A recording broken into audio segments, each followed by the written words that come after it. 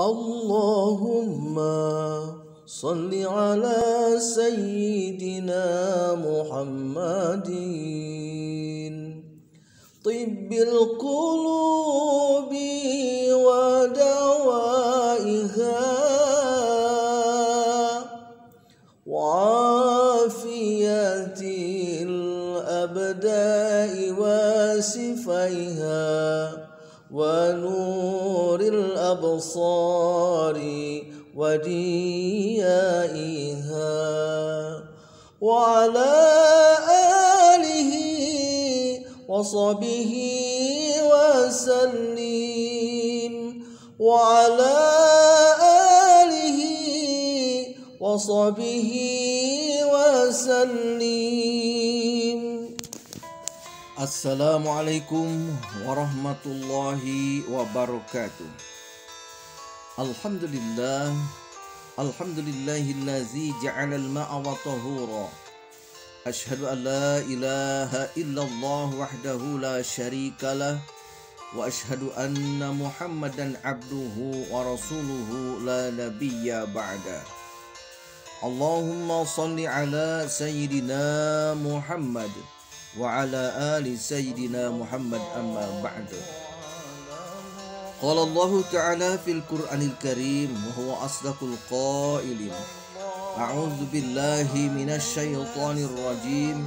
Bismillahirrahmanirrahim. Innallaha yuhibbut tawwabina wa yuhibbul mutatahhirin. Shadaqallahul azim. Puji dan syukur kita panjatkan kehadirat Allah Subhanahu wa ta'ala. Salawat serta salam mudah-mudahan dilimpahkan kepada junjungan alam, a'ni Nabi Muhammad sallallahu alaihi wasallam. Anak-anakku yang soleh dan solihah, alhamdulillah pada hari ini berkat rahmat Allah Subhanahu wa ta'ala kita bisa berjumpa kembali dalam acara Kultum sebagai pembiasaan di SDN 191 Babakan Surabaya Utara. Pada kesempatan ini Bapak akan membawakan tentang masalah kebersihan. Kebersihan ini adalah merupakan suatu hal yang penting. Sehingga saking pentingnya masalah kebersihan sampai Rasulullah SAW mengaitkan dengan masalah keimanan. Rasulullah bersabda dalam suatu hadis yang diriwayatkan oleh Imam Tabrani, an-nazafatu minal iman. Sesungguhnya kebersihan itu sebagian daripada iman. Allah Subhanahu wa ta'ala jatuh cinta terhadap orang yang senantiasa bersuci, yang senantiasa membersihkan dirinya. Di antaranya Allah Subhanahu wa ta'ala berfirman dalam surat Al-Quran Al-Baqarah ayat 222. Bismillahirrahmanirrahim. Innallaha yuhibbut tawwabina wa yuhibbul mutatahhirin. Sesungguhnya Allah mencintai orang-orang yang bertaubat dan mencintai orang-orang yang mensucikan diri. Anak-anakku sekalian yang soleh dan solihah, dalam masalah materi ini, dalam masalah kebersihan, Bapak bagi 3 bagian. Yang pertama bersih diri, yang kedua bersih hati, dan yang ketiga bersih lingkungan. Bagaimanakah caranya membersihkan diri? Di antaranya membersihkan diri dengan cara mandi setiap hari pakai sabun. Biar kuman-kumannya mati, biar bakteri-bakterinya mati. Rasulullah SAW mengajarkan kepada kita agar kita sekalian mandi tiap hari. Dan bahkan masalah kebersihan ini Rasulullah SAW ada menyuruh kepada kita mandi istimewa 1 minggu 1 kali. Di mana mandinya mandi seperti mandi orang yang junub, walaupun kita tidak dalam keadaan junub. Mandi itu dilakukan manakala kita mau melaksanakan ibadah sholat Jum'ah. Rasulullah SAW pun mengajarkan kepada kita bagaimana mandi dengan airnya, kondisi airnya, kondisi kolamnya. Rasulullah bersabda dalam satu hadis yang diriwayatkan oleh Imam Turmudi, la yabulanna ahadukum fil ma'id daimi summa yaghtasilu fihi. Jangan membuang sampah salah seseorang di antara kamu sekalian di air yang tidak mengalir, summa yaghtasilu fihi, kemudian mandi di tempatnya. Kenapa Rasulullah Shallallahu Alaihi Wasallam sampai melarang membuang kotoran di tempat air yang tidak mengalir? Tentunya yang kotoran itu mengandung bakteri, mengandung kuman.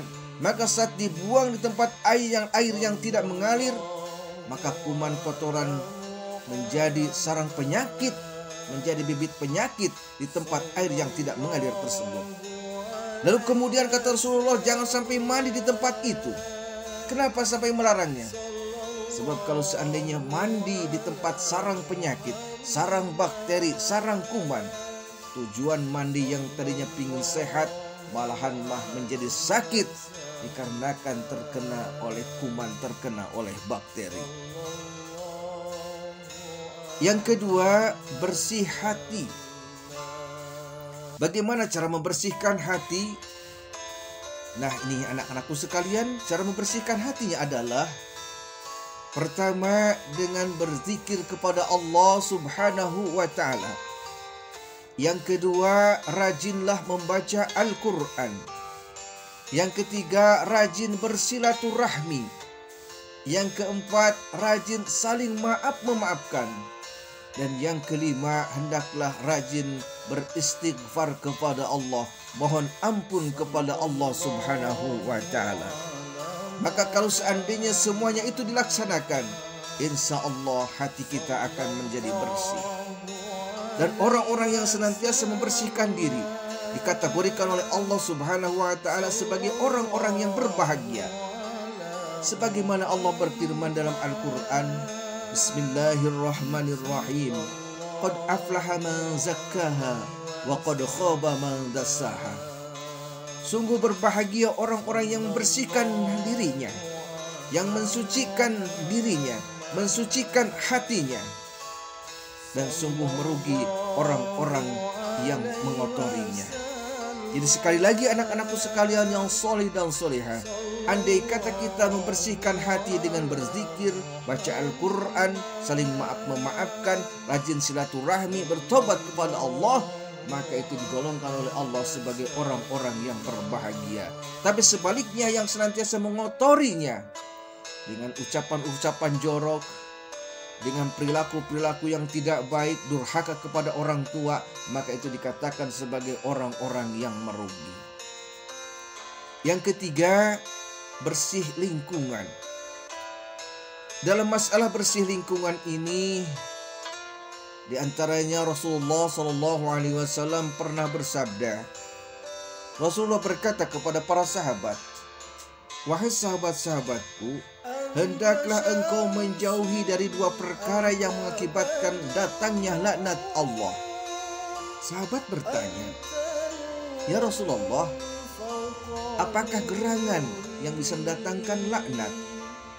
Maka Rasulullah menjawab, "Alladzi yatakhallu fi turuqin nasi au fi zillihim." Orang-orang yang membuang sampah di tempat jalan orang-orang, di tempat berjalan manusia, atau di tempat berteduh manusia. Tandasnya orang yang akan kena laknat dari Allah Subhanahu wa ta'ala adalah orang-orang yang senantiasa buang sampah sembarangan. Kenapa orang yang buang sampah sembarangan sampai kena laknat dari Allah Subhanahu wa ta'ala?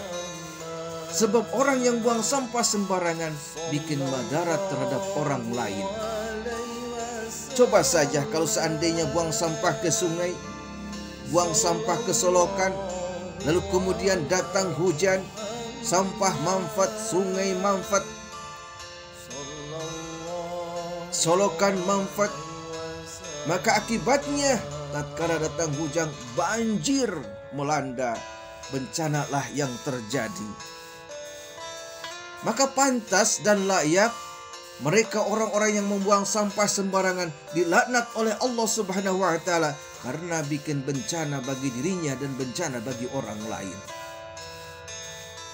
saat sekarang anak-anakku sekalian yang soleh dan solihah, tentunya saat-saat dimana kala sekarang sudah musim hujan, bahkan dikatakan hujannya hujan ekstrim yang disertai dengan banjir, disertai dengan angin badai, yang sehingga saat-saat turun hujan itu terkadang ada pohon-pohon yang tumbang, air meluap dan sebagainya.